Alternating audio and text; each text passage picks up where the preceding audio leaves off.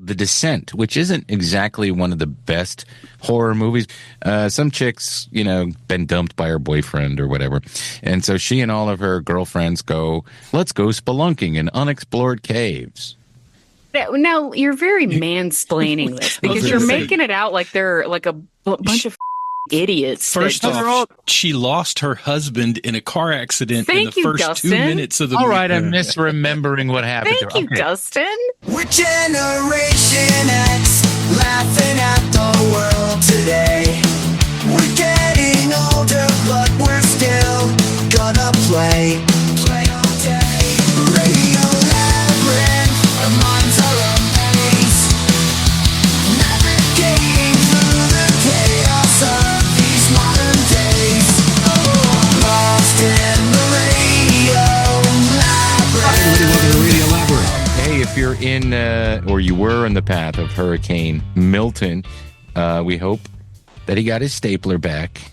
He didn't move him to the basement where it would flood and kill him. Thanks a bunch, Milton. But goodbye. Well, okay, I could set the building on fire. But no, we hope everybody's okay if you're in the Tampa area and in that swath of land that Hurricane Milton's going over. And can we please, for the love of God, end hurricane season? Can it be over? Another thing I'd like to wish for to the weather gods is that it stopped being almost 90 degrees in Georgia in the middle or almost end of October. Now, I know I'm one of those people that bitches, but Jesus, things are still producing pollen, and there's mold, and there's dust, and there's shit's everywhere.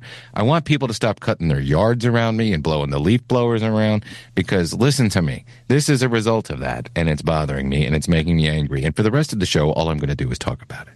And, the other thing about the air in Georgia, we talked about it last week. Dustin and Steph probably more affected by this than I am, even though I'm sort of nearby where they live. And Jeff, you're way over on the west side. But is the chemical crap coming out of that biolab plant over there in Rockdale County in the beautiful And just sweep it under the rug now the guy died. Well, that guy, we're talking about this. You posted this story. There was a guy that passed away. He was in Washington, D.C. doing a conference about this very crisis, I believe. And then he died the next day or shortly after he gave it? What's the story with that? Was he in D.C. or was he at our state capitol? Yeah, I think it was state capitol. Yeah, he was at our state capitol giving testimony about what was going on. He's the supervisor of the soil and water of Rockdale County. And I guess it was after he gave his testimony? Is that it? Yeah, he had given the testimony. He had went through the whole thing, and he was leaving the Capitol actually and collapsed. And died. Maybe he was so impassioned or it was so stressful that he passed away or something. Or it could be that he's been so close and breathing in all that crap. So yeah, I think it was. I mean, it's probably a lot of stress. Killed him. Yeah. Yeah. Oh, yeah. Yeah. You could say that conspiracy theorists would allege that he was killed because he knew too much. I saw a video of him in Rockdale County talking and complaining about the fact that there was this woman that they threw off of city council. I think it must have been Conyers or maybe a different city. They threw her off the city council, and then the company put her on the board so she could still get involved in all this stuff that's going on. And he tests the soil and the water. Says there hasn't been any upgrades to the infrastructure. If I can find that video, Dustin, I'll send it to you. But no upgrades, that they just dump, and they're not testing the water. He tests it, but they don't care. They just don't care. And I imagine if that's happening there, then it's happening in other places in the state and all over the country. Now, I'm not a person who says, okay, you can't do any business and you can't make anything here and go pollute another country. You can do things and also be responsible with the waste. There was video last week that Cody guy who does the eyewitness stuff or whatever, he got video of them dumping it in a pond. The biolab. They were dumping the crap that they were cleaning up into a pond over in Rockdale. That's nice. This feels like a 1980s. It's a movie. It's like, how is this real? Yeah. Where's Ann Brockovich when we need her? They actually, I saw a lot of posts where they had sent this information to her without any response. And I was like, she's done. Yeah, I've done all I can do. That's my impression of her. We are not very far away from the presidential election, and it can't come at a sooner time. I wish it was tomorrow. Then your mailbox would stop being filled with crap. I'd stop getting texts from every wackadoo in the country that needs money, which is from both parties. And they always say, breaking. I need to tell you this. Hey, Tim, this is between us. This is Marco Rubio, senator from Florida. Do you have any idea how expensive it is to send these texts? We need your money. How about you stop sending the texts? That's so problem. Well, I think it's extra when you're like, I'm a registered libertarian. So it's extra. They're all coming for you. Oh, yeah. Except for the libertarian candidate, Chase Oliver. You're probably getting nothing from him. Who? What? You want a politician to be dull. I want them to be dull. Be nice. Yeah, I don't want them to go on a bunch of talk shows or podcasts. I think this is the week that Donald Trump was just on, what's that show with Schultz? What's it called? His podcast is Flagrant. Flagrant, that's right. See, I don't listen to it, but Trump was on that. Kamala Harris has been doing all the softballs this week. I think she started off by doing she did some podcast with like some young female influencer. Call her daddy. Call her daddy. Yeah, that's the number 2 or number 3 most listened to podcast. She didn't do talk to her yet. She has not done Talk to Her. I don't think the Talk to Her girl wants her on. And then she did The View. Sunny hosting with all her tough questions. And she drank a beer with Stephen Colbert on The Late Show. That's a typical thing they do, the relatable thing. But then she went on the Howard Stern show. And Howard Stern wore a suit. And I have never in my life seen him be as much of a sycophant as he was in this interview and the questions he was asking her. Did anybody watch any of those clips? No. No, let me get this straight. When your husband gets angry, does he slap you around like he did his ex-girlfriend? Does he slap you around like he did his ex-girlfriend? Oh, yeah. Nobody talks about that. Kamala Harris, I got to ask. You're in camp. You're what, 16, 17 years? Okay, maybe 18. All right, 18. It's 2024. Right, Robin? You're in camp, and it's late at night. And the girl above you, you hear a little boom. What do? Do you throw your bra up there, or do you ask her to come down and get in bed with you? He didn't do those questions anymore. That's not Howard. The new Howard is... Oh, I was thinking he asked her those questions. I was like, no.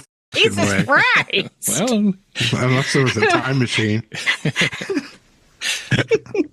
Montel Williams, circumcised or uncircumcised? I'm betting circumcised. Robin? No, he asked her... he said that he was offended by Maya Rudolph. Do you like it when they do the impression to you? Because it bothered me. He said that. Howard Stern said that. That an impression bothered him. Yeah. I don't like how they make fun of you on Saturday Night Live. Can we ban that? Can we ban parody? I don't like how... Michael McKean out of the country. All right, you're just bringing that up because he does such a great impression. 80. Now, let me say this. I'm kind of worried that you're eating Raisin Bran. You eat Raisin Bran for breakfast. He said that. So that's the kind of interview. And I love you, and you're great, and you're fantastic, and we got to stop Donald Trump. Obviously, they're all going to say that. But Jesus, God almighty, Howard, what the fuck? Do people still pay him to do 3 subpar shows a week, if that, when he's not on vacation? People pay for that. We do 5 radio shows a week for 4 hours, and of course we have commercials, and we don't make anywhere near the amount of money that he makes. And granted, he deserves that money, because he was the #1 broadcaster in the country for a long time. But now, it's basically a podcast with a lot of unfunny stuff. And I've tried to listen because a lot of the bits are fake, and they didn't used to be fake, or even if they were fake, they were done well enough. He would yell at Baba Booey all the time. I don't know. It was just a fun show, and things change, but just go do straight interviews then. Fire everybody and just be you doing interviews. Or give it all up and just do a weekly podcast, because I bet you that would be huge. Can you imagine how... Sirius would go out of business. Who cares? They're horrible anyway. You know, they're radios. You have a lot of opportunity to listen to things that you don't normally hear, but you can get all of it from Spotify. And it's cheaper, and you get all the podcasts, and you get audiobooks. You don't think his pride is hurt if he had to do a podcast as much as he's vocally been against them? I think it would kill him. Yeah. He is always hated. He trashed them from day one. I don't know what Adam's doing. Adam Carolla, he's doing a podcast. Why would you do that? Joe Rogan, he doesn't even talk about Rogan. Rogan kills him in numbers. Yeah. And what kind of relevance is Kamala Harris? She's going on Call Her Daddy. She goes on that show and gets 10 times the amount of eyeballs and ears than she would get doing Sirius. The only thing she gets from Howard is that people are posting it on X or posting it on Reddit or posting it on TikTok. That's how people see it or hear it. I don't want to see if they want people to watch them on these shows and care at all, they don't need to go on shows that are welcoming. No. She needs to go on Fox. So same with Fox and Friends. Trump needs to go on, right. CNN. Trump should go blah, on Howard. Blah, blah. Yes, should go on, but Howard hates him. Howard is a lunatic. The guy, COVID destroyed that man's brain. I'm going to live down here in Florida. I'm not going to let my wife go anywhere. I'm not going to let her go anywhere. We're just going to have our cats, and she's going to age out of having children. But that's okay. We have cats. He doesn't go anywhere anymore. I don't even think he does it in the studio. And I didn't care enough to look up whether or not he was there face to face with her. I don't think that he was. His microphone sounded weird. There was echo. But Stern should say to Howard or to Trump, who he hates. He didn't hate him before he ran for president. He had him on his show all the time. Yeah. Why? Because he was a draw. And you think he would be now? If Howard had Trump on, and the same with Rogan. Rogan won't have him on. Rogan hates him. If they had him on the show, that would be the highest number. Highest numbers probably Rogan ever got, and the highest numbers Howard's had probably since terrestrial. If he had him on his show, people would subscribe to hear it. But you're right. That's what people should do. She should go on Theo Von. Oh yeah. Well, I mean, Theo Von would still be welcoming. He wouldn't be crappy to her. He wouldn't be crappy to her. She would not understand a thing that's going on. I mean, Bernie Sanders was so good with him, and he had no clue who this guy was or what he was talking about. But he did a great job on his show because that's what Bernie is. He can adapt. No, they should both go on Kill Tony. Oh, my God. Trump and Harris on Kill Tony. That would be great. And then they got to have that lady comedian that's on there that's like the most cancelable female comic in history. I just discovered her. And I don't know why I've been sleeping on this, but she is super funny. And I can't even think of her name, so now I feel like a dope. I'm a dope. You're a dope. I'm a dope. 2 hours later. All right, so I found this comedian, Leonarda Joni. Do you guys know who she is? No. No. Mm-mm. Check her out. You are gonna laugh. I swear to God. She's like Andrew Dice Clay, but a woman, and very, very funny. And she like people boo her at the club. She goes, "If you don't like it, get the fuck out." All right, so that's enough politics for this show. And frankly, we weren't talking about politics. We're going from a cultural point of view. And Steph, I think, made the best point. If they really want to reach people, they got to go into places that aren't safe spaces for them. Yeah, that would also be entertaining. It would be entertaining. But none of these people will have Trump on because they don't want to legitimize them. Yeah. And she won't go on anything that's sort of against her because she doesn't want to deal with the questions. Meanwhile, the other day I saw a video, and then I'll shut up. Meanwhile, the other day I saw this video. Did you guys see the picture of Biden when he was at that place and he put the MAGA hat on and stood there smiling? Yeah. There were some pictures taken of it, but I never watched any of the video. I watched the video the other day, and it is the most human, relatable, interesting thing I've seen in a political campaign since 2016. He's old Biden, but he still has his sense of humor. He walks in, he looks at this big fat Trump guy, old Trump guy, and the Trump guy looks up at him and goes, "Hey, you old fart." And Biden, without missing a beat. Now, we've been told for the last, I don't know how many months, that he can't string a sentence together. He looks at the guy and goes, "I'm an old fart, what's that make you?" And they just go back and forth at each other, and they're laughing, both of them. And he signs a hat and gives it to the Trump supporter, and the Trump supporter goes, "You want to try my hat on?" He goes, "Sure." He puts the hat on and goes, "Wait, look at that. Look at that." And it was very short, but you don't see things like that. It's just, we all have to hate each other. We got to hate each other. Rah, rah, rah. And that was not hatred. That was just two guys. It could have been out of the 92 campaign, where people were respectful of each other. And you saw that more on the campaign than he's a threat and she's a threat and da da da da da. And speaking of threats to good taste, how many of us watched Salem's Lot? Yep. Yeah, I liked it. I thought it was all right. I did too. You did? Yeah, I didn't hate it. I thought it was okay. The actress who played Susan, where did they find her? She can't act. She was terrible. But From Jump Street, when he walked into that. First of all, and go ahead. I'm just saying, I kind of got the impression, it was me, is that they were going for that 70s cheesy, bad actory feel. That's the impression that I got. The 70s bad era of television movies, that movie is vastly superior, and the acting in it is really good. David Soul, Bonnie Bedelia, Juliette Lewis's father.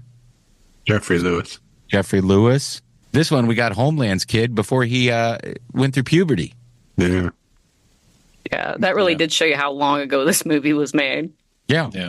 Bill Pullman's kid did a good job, though, I thought. I enjoy him. I like him. The main character. Yeah. He's good. Played Ben. That's Bill Pullman's kid? He was good.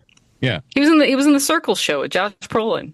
The Circles. Mm-hmm. Oh, I gave up on that. I liked it the first season, but I was like, do I need to invest more time in the Circle show? No. But he was in the whole first season. Yeah. I did not like it. I didn't hate it. The one takeaway I had from it, the character that I sort of dug the most, even though he didn't really have anything to do, was Father Callahan, because the guy looked like Callahan in my brain. Yeah, it should look from the books. Yeah. Right. And from the later on books, which made me think, how cool would it be if there was a serious television series about Father Callahan, starting with his life a little bit before Salem's Lot, but going through the Salem's Lot thing, or picking up maybe after Salem's Lot, and doing all that stuff he talks about in the Song of Susanna, because that's an interesting story, and he kind of weaves himself in and out of those tales, and then it ends up with him at the Dixie Pig in the Dark Tower, the final book of the Dark Tower series, which I'm not going to spoil if you haven't read it or seen it, but I think he would be make for an interesting series. And they did do the 70s aesthetic well. It's just, if you don't know the story and you watch that, like, what the fuck am I watching? The digital effects on the eyes and the crosses and all that shit was lame. They did it way better in the 79 version, I thought. Yeah, the eyes, the kid coming to the window and scratching on it was scarier in the original movie. Honestly, the crosses I think were weird. The crosses, yeah, but I like that personally. I like the glowing to let them know they were close. But at the same time, the problem I had with it immediately was that it was way, way too clean. Yeah. I mean, they were going for that 70s aesthetic anyway. They needed to have filtered it like Death Proof, like Quentin Tarantino's Death Proof. Yeah. If they'd have put like that kind of filter over it to make it look 70s, it would have gone a long way. But yeah, character development in a Stephen King story is the most important thing. And they always lose that in a movie because that takes too much time. The director has come out and said that the studio made him cut a lot. And there is a 3-hour director's cut, which was the original cut that it came from. So, for everybody saying that it was rushed, I'm sure there's a lot more character development in that extra hour. I liked Alfre Woodard. I thought she did a great job, and she was funny. She had some funny lines. They underused her, I thought. I did too. That they could have utilized her more. Yeah, she was great. Jordan Preston Carter, I thought, was really good. See the little boy? Uh-huh. Yeah, he was really good. I enjoyed him. The one that James at 15 played in the 79. Yeah, except he had a lot more exposition than that kid did. Yes, he certainly did. I didn't feel like they didn't pull any punches. I mean, they killed his whole damn family. And, yeah, it was... They did it in a different way, though, in the original one. There was more lead. Maybe the 3-hour one, if they ever put it out, would be better. Yeah. I get the feeling that King wasn't too excited about it, but he did like the check. Well, I think King when he saw it, he saw the 3-hour cut. Mm-hmm. So that's why I'm really convinced that everything that we're missing is in that missing hour. But it is the second lowest Rotten Tomatoes score for a Stephen King adaptation. I don't know what the the top one. Tommy knockers. That was actually better, even though it's not good. I thought there was a complete lack of ashtray moving. When I was at Marlowe's shop in the 79 version, I moved the wooden ashtrays and the metal ashtrays. The marble ones, I'm sorry. The master would like to see you. Yeah, James Mason. All right, Penguin episode 3, which was called Bliss, because they have that new mushroom extract drug that they were given Sophia in Arkham. I thought that was a good episode, more establishing of the world and the way he's trying to get into controlling everything. Obviously, the Penguin will be a power someday in Gotham and have to fight Batman and all that. But I did like how it started off doing some flashbacks depicting Victor Aguilar's backstory. You saw his parents and you see that he has a love interest. And then the story comes, he has to make a choice in his life. And this is something Dustin talked about, I think 2 weeks ago, that he comes from the comic books and that he eventually has his own story arc. But right now he decides to stick with the Penguin. So I enjoyed it. I liked the perspective of the fact that you realize he meets the Penguin a week after his parents are killed. A week after this whole thing, after the seawall is blown up by the Riddler, and you get to see the perspective of being somebody who just lives in Gotham. What happened when that seawall? That was creepy and scary, and it seemed almost too real. Like in the Batman, it was creepy, but to me, it was creepier in the Penguin. Yeah, I agree. Because you didn't see what it was doing. You didn't see a family get wiped out. Yeah. In characters. And you're thinking it's fireworks. Oh, it's fireworks. It's fireworks. And it's like, oh, shit. Mm-hmm. It was sad when he tried to call his family and get him out of there before the water hit. Yeah. Yeah. That's why I like this show. It has it's a superhero show or a supervillain show, but it's very much grounded in human condition, especially for Vic. And there's a lot of machinations going on with the crime syndicates and stuff like that. Your lady, what's her name, showed up at the end. Penguin, what are you doing? Mm-hmm. What are you doing? You, Oswald, you two-faced son of a bitch. Yeah, and they left her. And they leave it hanging. They left her there. Yeah, they took off. But she took off running, though, right? So she doesn't even know that they left her, I think. Yeah. Ooh, Sophia? She took off? Yeah, like after Victor plowed into that dude, she ran. Oh, okay. And dude jumped in the car with Victor. After she was that dude like a cherry. Yeah. That was gross. Yeah, that was a trip. But I thought another scene that really was crazy was whenever Victor was on the dance floor and he was the bag man, and then they started splicing in all this footage of the flood and everything that happened, and and everybody's on the drugs, and he started having a total PTSD meltdown. Ugh. Yeah. And you were asking about the serial killer part. That's that's going to be next week's episode. Is going to be her. Oh, the hangman flashback. Yeah, because in the comics, I know who the hangman is. But and I won't say if they do the same thing, but Joaquin Phoenix. Well, no, but he's been you've seen him already in the show. Okay. And the Joker. We're not even going to talk about that second movie. I'm imagining nobody's talking about that, right? Except for how much they hate it. It's getting horrible reviews. I saw Tim Dillon posted every bad review. I love that on Instagram. Yes. Yeah. I downloaded a pirate copy and I walked out of my own house during it. Oh, that's great. Starting in November, which is next month, Apple's going to start charging Patreon subscribers who pay for Patreon through the app and their app store an extra 30% which means all fees said and done is actually 43%. Say you're paying $10 a month in the Patreon. It'll now cost you $14.50. We don't take the hit. They just take money from you. And if they take more money from you than you're supposed to get, then we take the hit because you're going to cancel. So to avoid these fees, change how you pay for the subscription. Just go to a web browser. It won't change anything, but it'll save you 43%.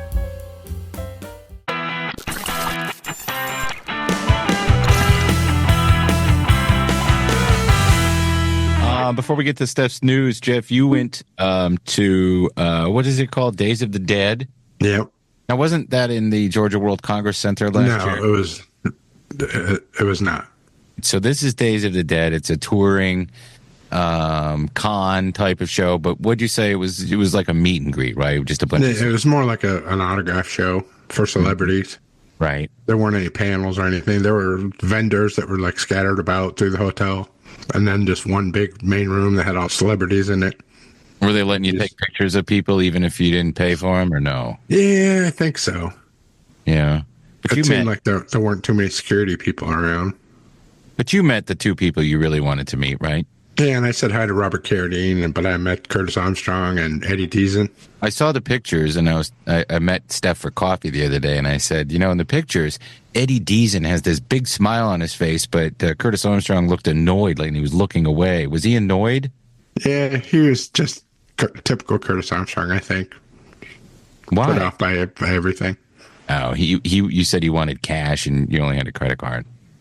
Yeah, well, I had some cash, but I gave it all to Eddie Deason for his autographs. And then by the time I got to Curtis Armstrong's table, I didn't have any cash. And I was like, oh, I can go get more cash. And he was like, no, we have something else. And his assistant came over and, they had a square, one of those square terminal things. Right. But he was like, I don't like that. I don't get all the money. I don't know anything about all that. Eddie Deason, was he nice? Yeah, super nice. Didn't we have him on this show once? No, we were trying to get him to come to town for that Grease anniversary.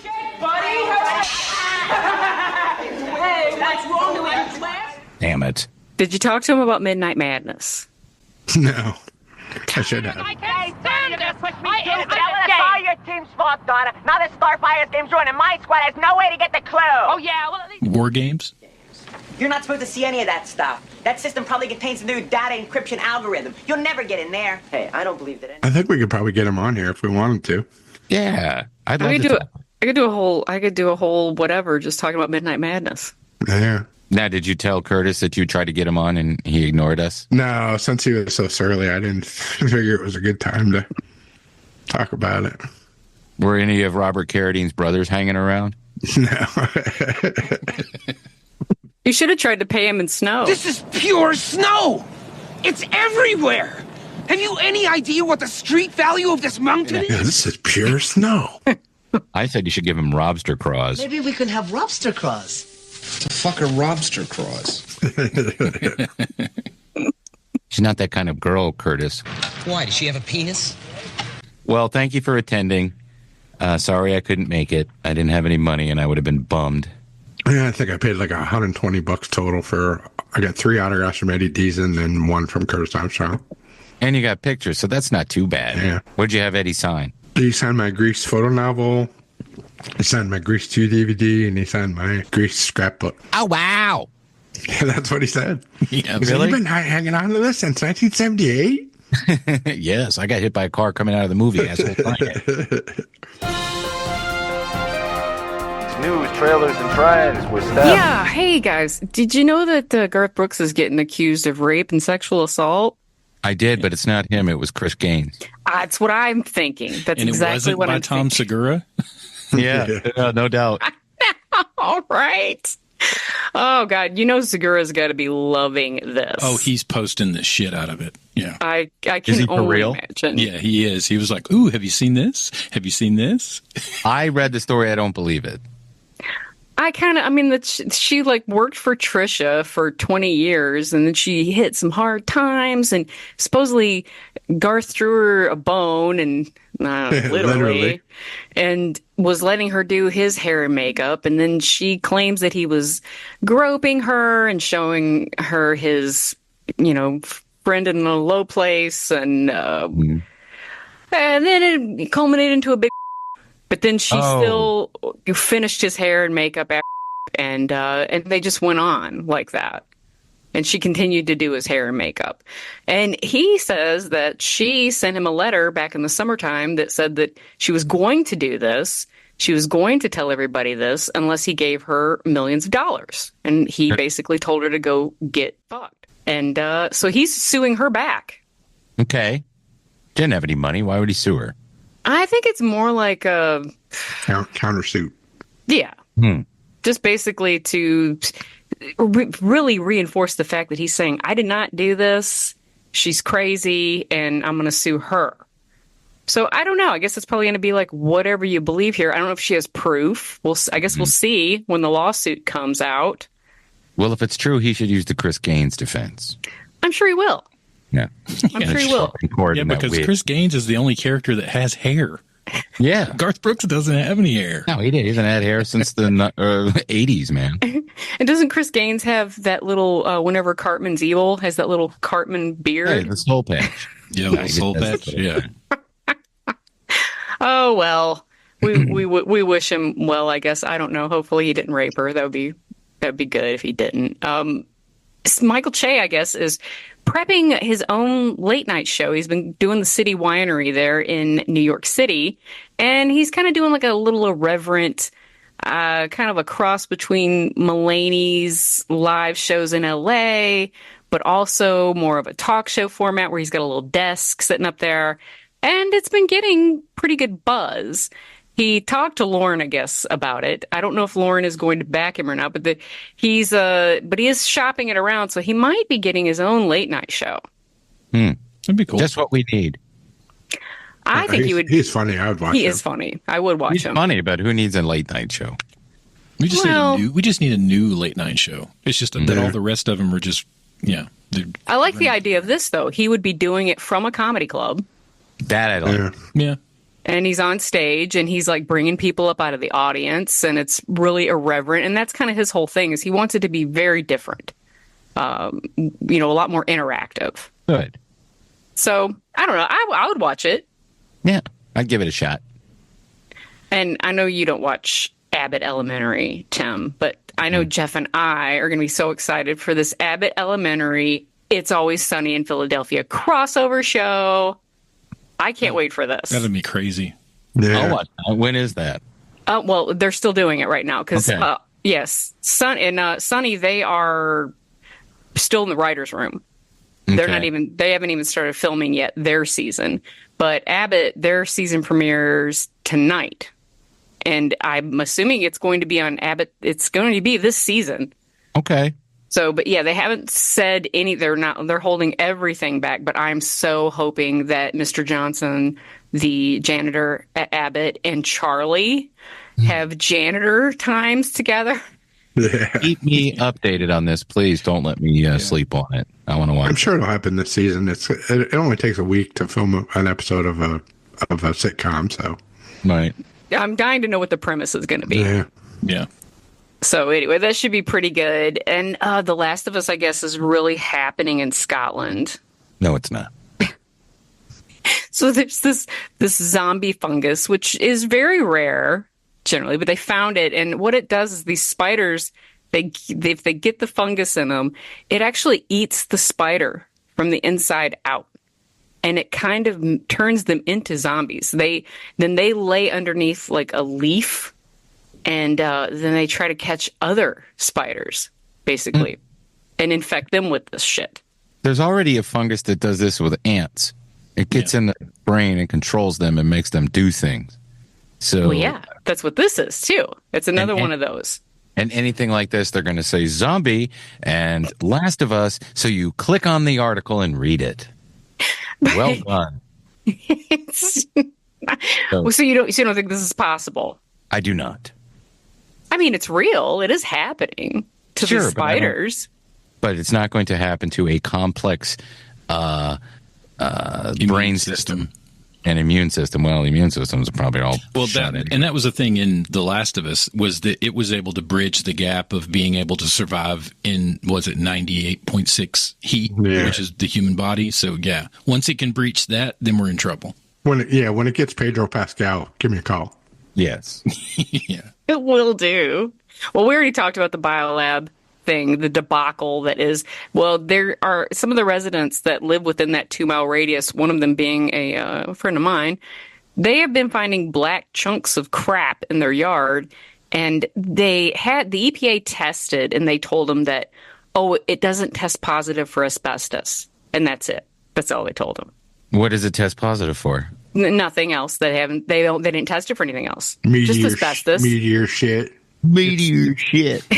Well, there is an independent dude who has rolled up on the set, and he's testing people's soil and water, and he has been doing this kind of stuff for years, and he said that it's very egregious of them to only test it to see if it has asbestos in it. Mm-hmm. And just say, like, well, that's it. All done now. It's totally safe to eat. Yeah, go ahead. Pop that shit in your mouth.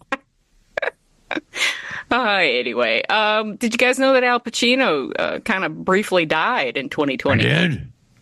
Oh, my God. I died. What did I have? I had COVID. I have long COVID. Now I have a bunch of kids. Hooah! Everybody does that. I don't know. Well, how did I almost die?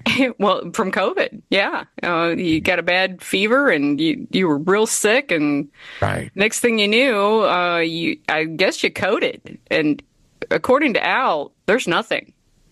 There's no white light. There was nothing. I didn't Nothingness. see shit. I didn't see nothing. But I didn't really die. If I'd really died, I didn't see shit. I don't know. How's my kid doing? I'm going to have another kid. You know that the lady that I'm banging, she's banging someone else now. Well, the Snoopy fans were pretty upset. There's this site that it's like a Snoopy Weekly is what it was called. It's a fan account. It's unaffiliated with the Peanuts. Well, last week they endorsed former President Trump on their thing, and people lost their minds. Everybody,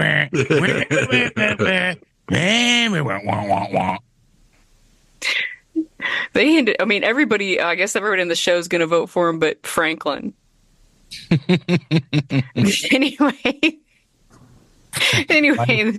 people were very upset. And so they actually ended up deleting the account because people were coming for him so hard. Nobody knows how Charles Schultz would have voted. No, but I guess he was pretty political in his day, and he wasn't quiet about whatever he believed. He was very subtle. Anti-war, and yeah, but he'd put little subtle things that you would have to look for in Peanuts cartoons.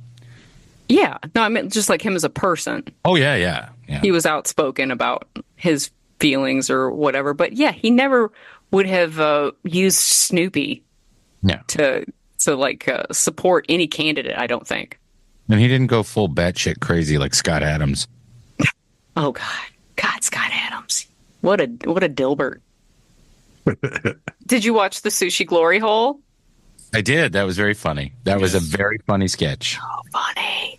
I've been waiting for a sequel to the Bash Brothers for years, and I was hoping, that maybe this will spawn into something else, but God bless it. And it's like, whoever asked if Mike is going to have his own Pizza Glory Hole. Now, this is the Saturday Night Live sketch, right? Yeah. Yeah. Lonely Island. Sushi Glory Hole. Lonely Island. Yeah. And as always, two of Lonely Island, anyway.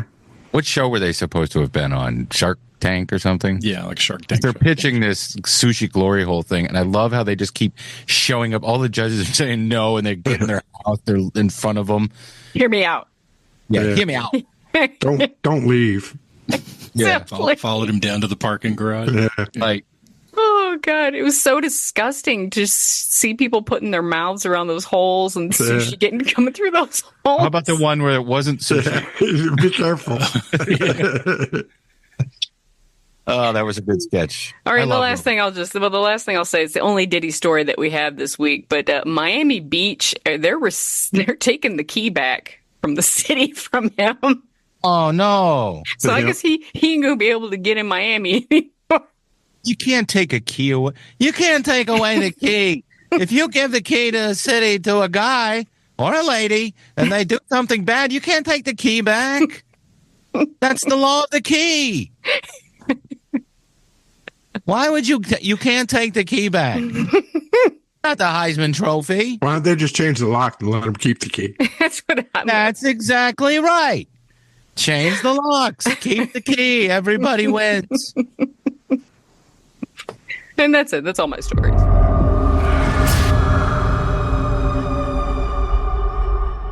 It is spooky, spooky, spooky season, and we are just touching lightly on some of our favorite things, and I like whoever put this in here. Favorite jump scare horror movie. Jump scares are, where they use those, sneaky little things to scare the shit out of you while you're watching a movie, and it could be a good movie or a bad movie, but even bad movies have these wonderful tricks of the trade in them.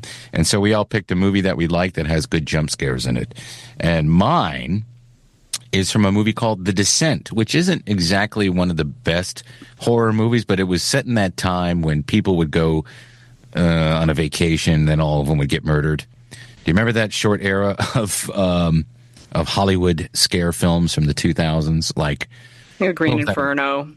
That, or the one where they go to the tropical island and they're all being used for experiments by these creepy doctors. But this one, some chick's, been dumped by her boyfriend or whatever. And so she and all of her girlfriends let's go spelunking in unexplored caves. But now, you're very mansplaining this because you're making it out like they're like a bunch of fucking idiots. First off, she lost her husband in a car accident in the first 2 minutes of the movie. All right, I'm misremembering what happened to her. Thank you, Dustin.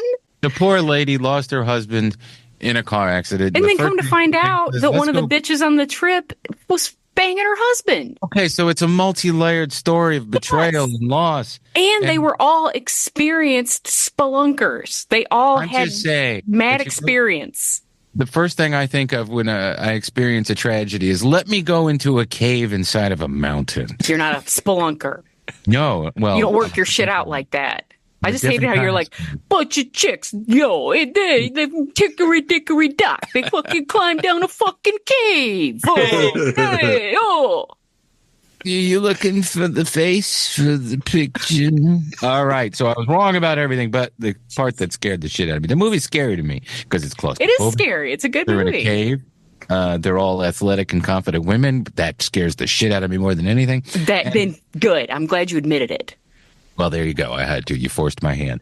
But they're in this cave, and you see these. They have the goggles on or whatever they have. They can see these little things crawling around. You're like, what the fuck are these things?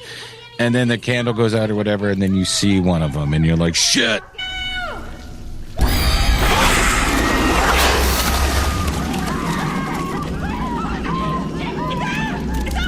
And that's what scares the shit out of me. And that is, I highly recommend that you watch this character study in loss and treachery.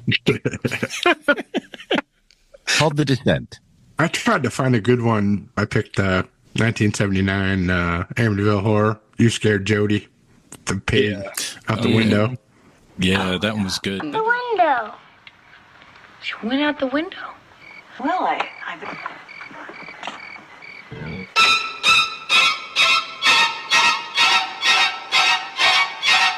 Mine was The Exorcist 3, Legion.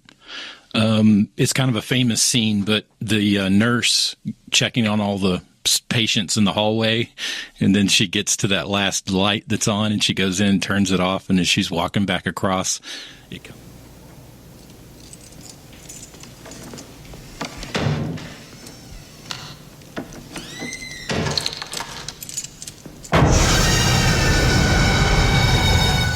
As a teenager, that one scared me. 100%. I told you guys my story about that, right?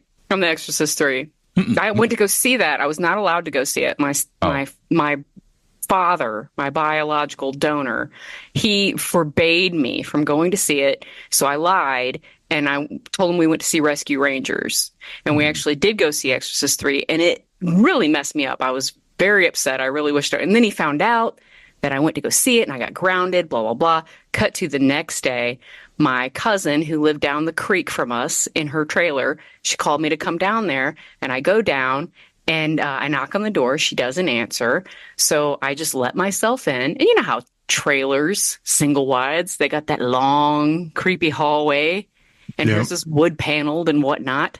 And so I'm like, Lila, no answer. I look down the hall, nothing. And then I hear a creak and I turn back and this bitch has put a sheet over her head and has garden shears. And she's just coming down the hall running at me with these fucking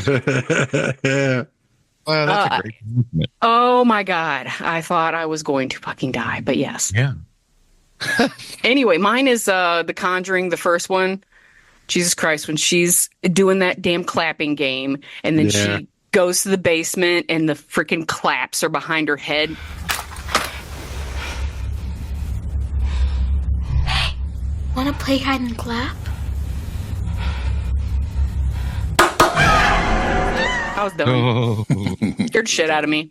Well, thank you guys. And next week, I think we'll be doing our favorite scary film of all time, right? Our favorite horror movie of all time.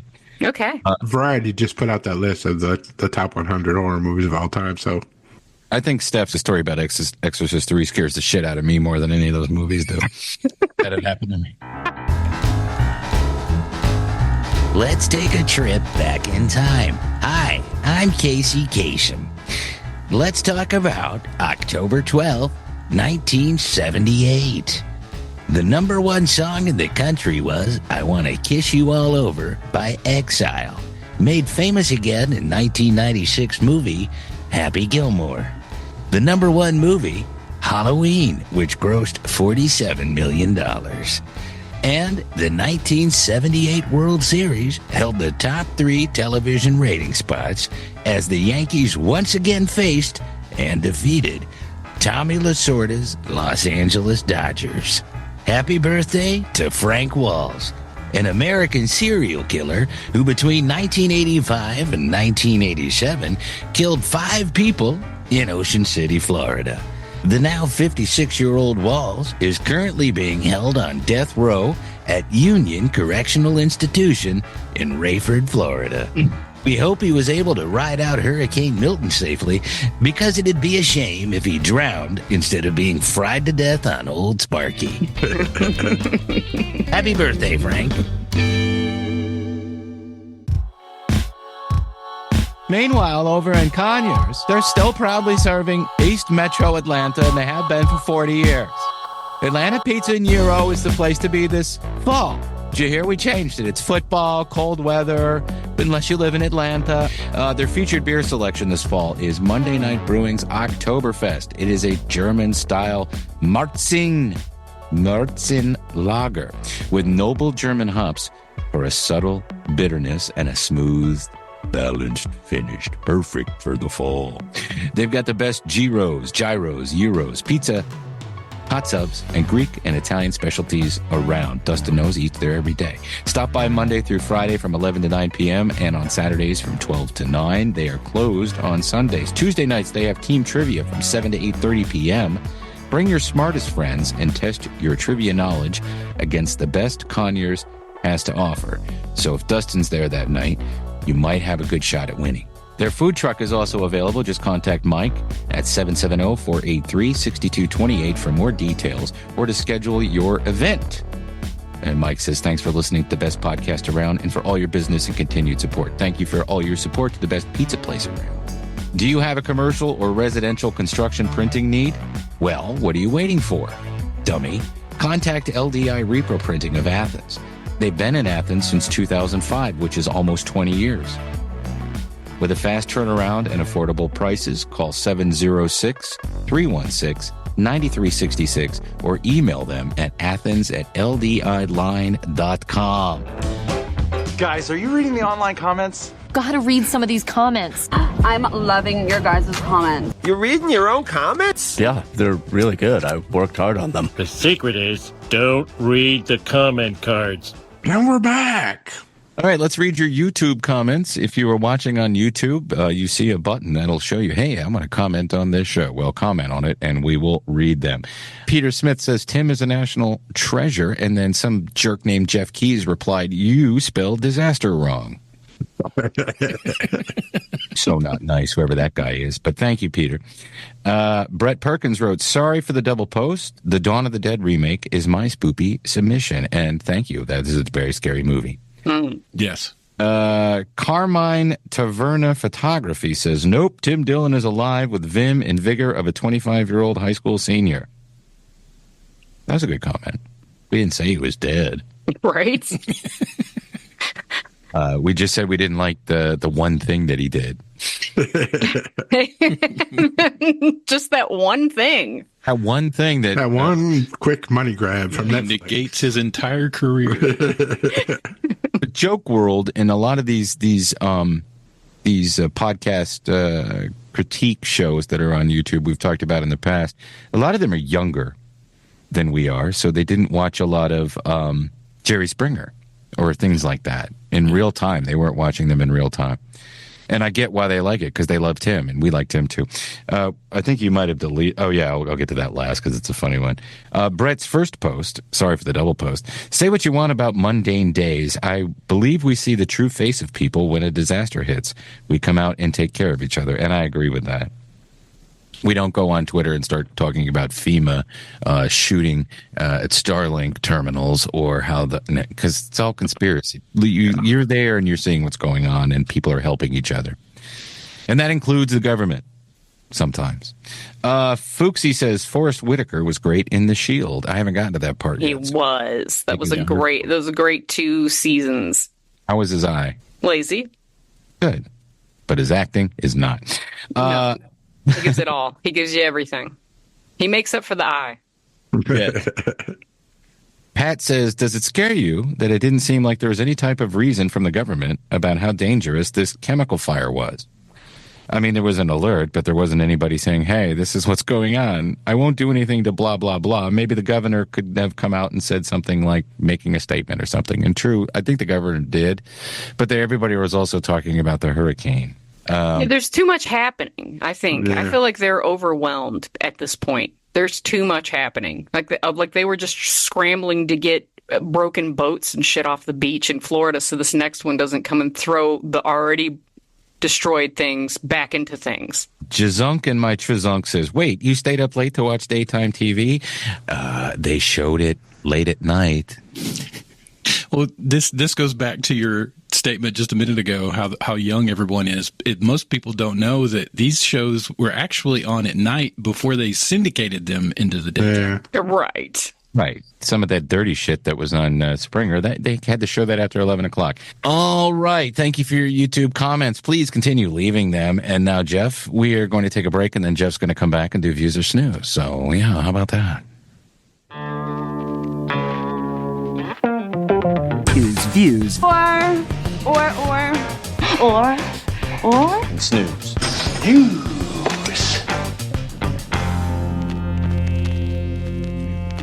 Yeah, last week was Salem's Lot, which we talked about, the franchise. I watched the first one. It was okay. Not hilarious, but I'm going to continue watching it. I like the cast. And the Menendez Brothers documentary. Did you watch that, Steph? Yes, I watched it yesterday. Was it good? Yeah. It was good, and I feel like, you know, it was different too to hear them telling you the story, right. and for them to tell you. I mean, you know, they're talking about killing them, talking about, you know, how it felt when they shot them, and just all that kind of stuff. And I do hope, I kind of hope that they get out. I think it's, you know, they've been 30 years, and their parents were real sacks of shit. shit. There's been talk about doing a retrial or something, right? I just think they should give them time served and let them out and be done with it. Neither one of them have had any other incidents the entire 30 years they've been in prison. Good behavior. Yes. They should just let them out and be done with it. Because, I mean, Kardashian's trying to get them out. That would be that'd be the only thing that Kim did that I ever thought was worth a fuck. Is if she got them out of there. Yeah.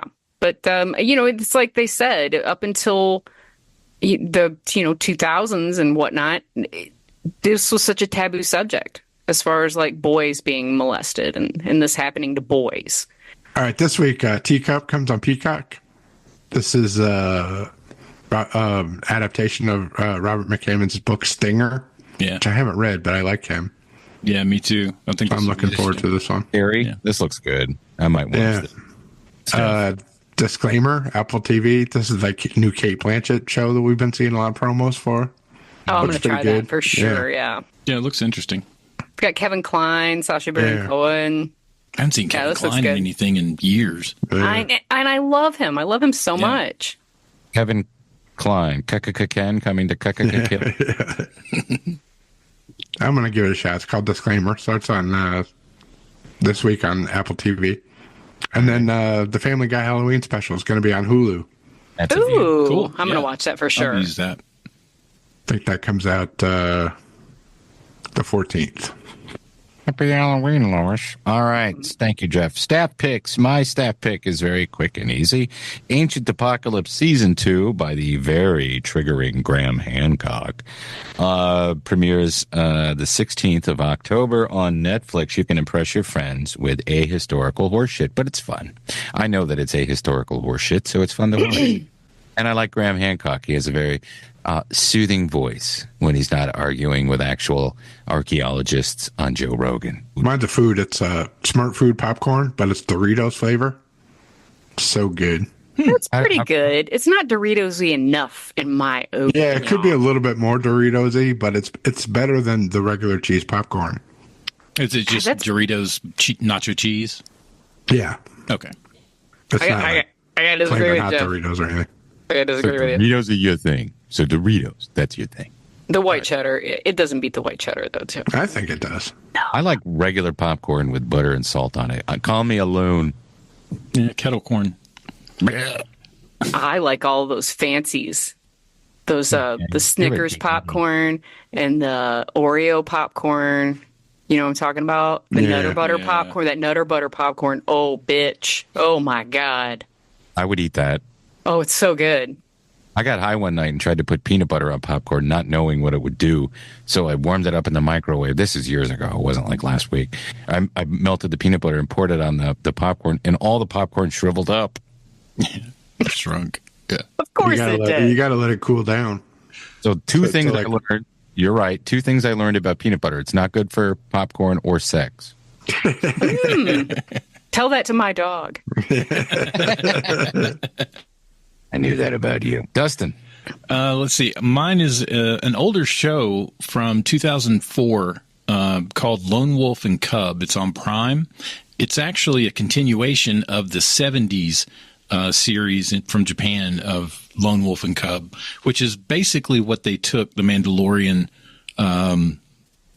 plot points from, as far as a samurai has a baby that he's got to take care of, and very similar, a lot of similarities. But it was a cool show that they tried to remake in the early aughts, and it's available now for the first time on Prime. Mine is the rematch of the Lions versus the Cowboys this Sunday, and this is a big deal for us, as most people will remember last year, Game 17, when we were completely robbed by these pieces of crap whenever they said that Taylor Decker did not report as eligible. And they robbed us of our 2 points, and we would have won the game. So that's my pick. This Sunday, Lions, Cowboys, suck it, Jerry Jones. Go Lions! All right. Thanks to Tim Allen, Matt Carter, and Brett Perkins for sponsoring Steph. And Jeff. Thank you, Jeff. No, I feel bad. But anyway, go ahead. Right, it was only $15. Yeah, I said I would take anything, and $15 is triple what I asked for. I said $5. You gave $15. Oh, yeah, man. It'll be in the... If you guys want to sponsor me for my walk, it's October 26th at Atlantic Station for the diabetes. We're trying to find a cure. We got our shirts today, and, yeah, I'm not a fan, but whatever. We got them. Well, thank you for helping to cure diabetes. I don't know why I'm doing that voice, but thank you, Steph. And everybody click on that link and donate. Let's do some plugs. Trambles I haven't done yet, but as of this recording, but I'm going to try to do one tomorrow. I've just been so busy, and that's the only reason. It's not because I don't have anything to say. Let's see. The Popcast will air at 10 o'clock tonight if you're listening on the 12th, which is Saturday. But my guest this week is comedian Craig Shoemaker, who's coming to the Punchline the weekend of November 1st, 2nd, and 3rd. And we have a really cool conversation. I find him to be a fascinating guy. He has a podcast about how his wife left him for a cult, and he talks to cult people. It's really cool. If you're looking for a gift for somebody and you want a cameo, just go to cameo.com and look for @TimAndrewsATL.